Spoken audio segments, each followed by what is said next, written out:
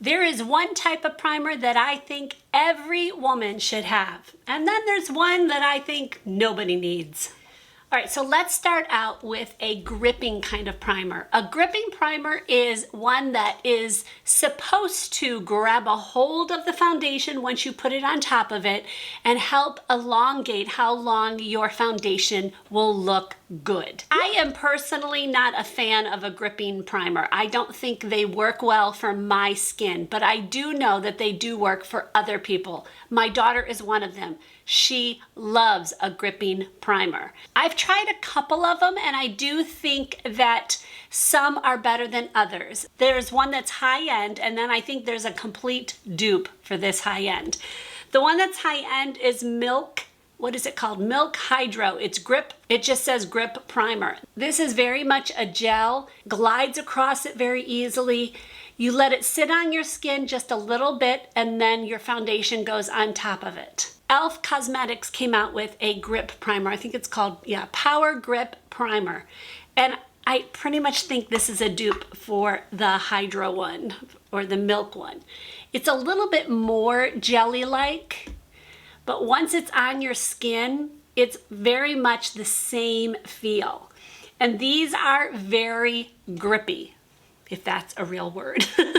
But if you look, it's like holding on to my skin. What that does is it grabs a hold of your makeup and it makes it last longer. I struggle with this type of primer predominantly because I have dry skin.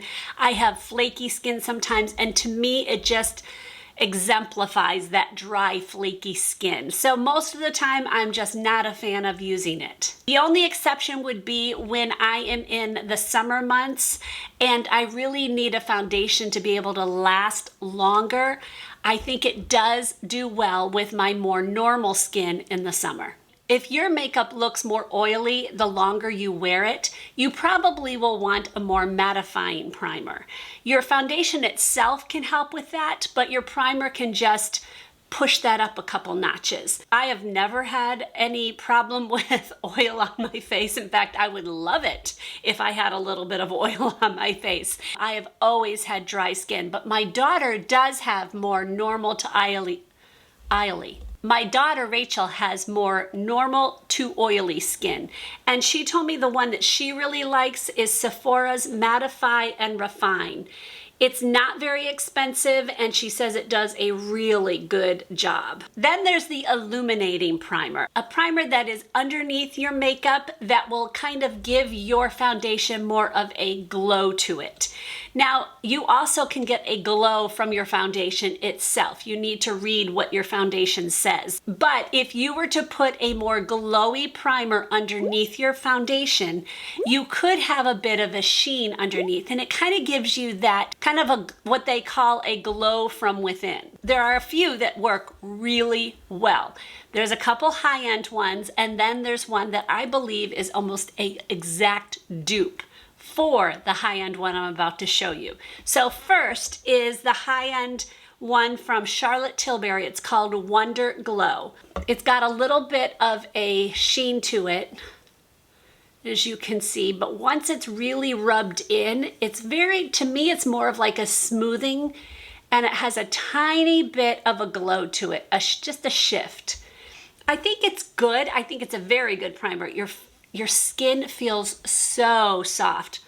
It does have a pretty distinct smell to it, so if you don't like smell at all or a fragrance, you're not gonna like this primer at all. If you want more of a vavoom kind of glow underneath, then I would go with Charlotte Tilbury's Flawless Filter. Now, she has a few different sheens of this. I have the medium, so it's a little bit darker. She uses a doe foot applicator. This has just an amazing glow to it. It's got just a great sheen to it. So here's the Wonder Glow, just a very, very soft. And then here's the Flawless Filter, way more.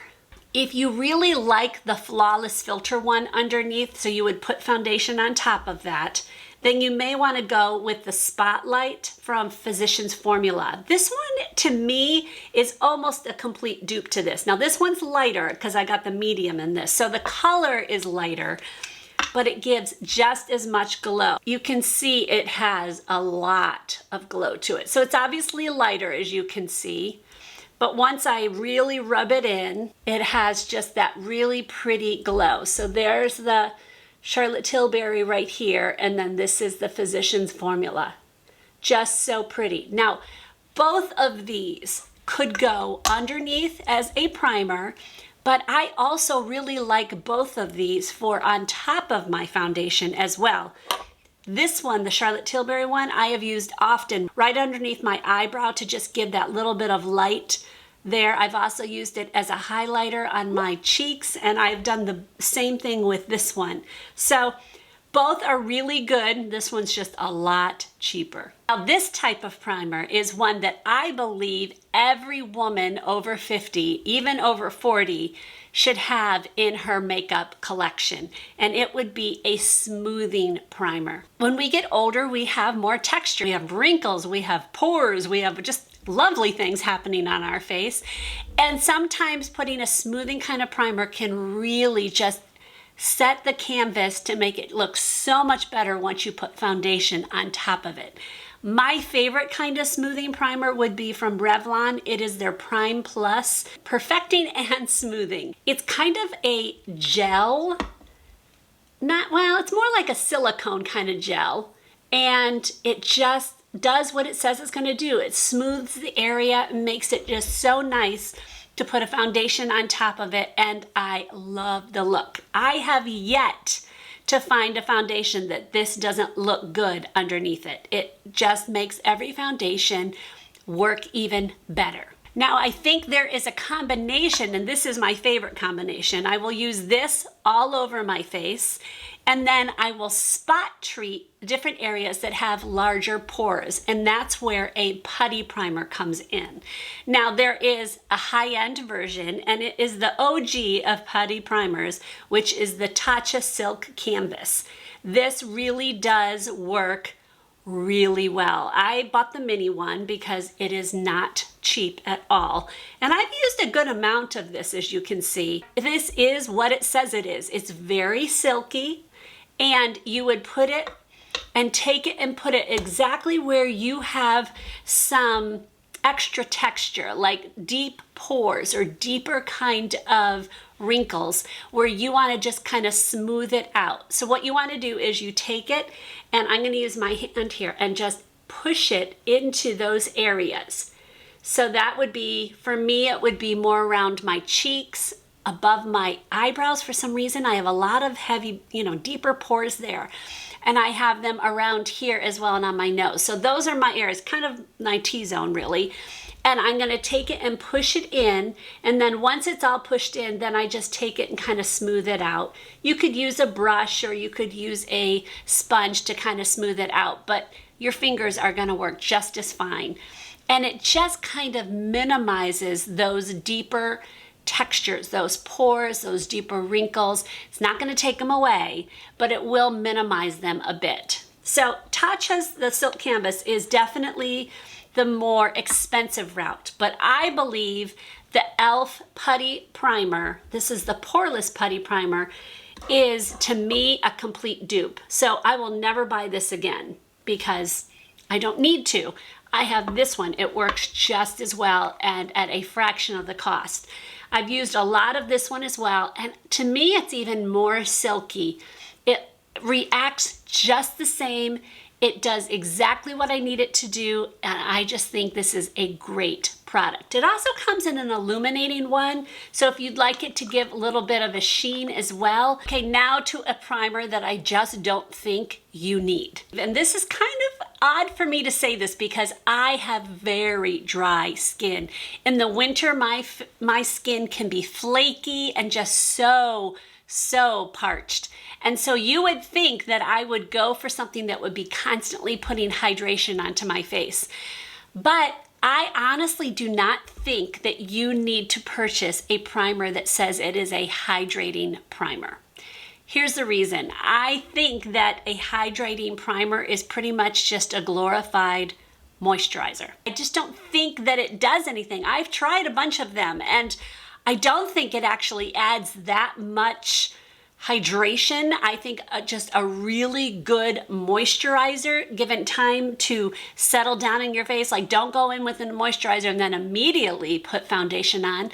Get all your skincare on, finish up with your moisturizer, and then go ahead with your foundation. Oh wait, I forgot. You do want SPF in between those steps. So do all your skincare and then put your moisturizer on, let it set for a bit, and then go in with your SPF. Let that set for a little bit. I'm talking, 3 minutes, and then put your foundation on. Really good skincare in my opinion, is far better than going in with a hydrating primer, hoping that will make your skin look better under your foundation. Now, there is one exception. If you want to use a primer that also has an SPF in it, you could use that. My favorite of that is Milani's BFF SPF. This has an SPF 30, and I think this works really, really well. So I will use I'll do my regular skincare, I'll put my moisturizer on, and then I go in with this. And I just use this for my SPF instead of putting an SPF in. Does that make sense? So save your money. Don't buy all these different kind of primers. Figure out the kind, maybe 1 or 2, that will absolutely help you, and forget about all the rest. Now, there are many more ways to save money besides not buying all the primers. I did a video, 14 different ways to save money on makeup. I'm going to link that one right here. I will see you maybe in that one or another one. God bless.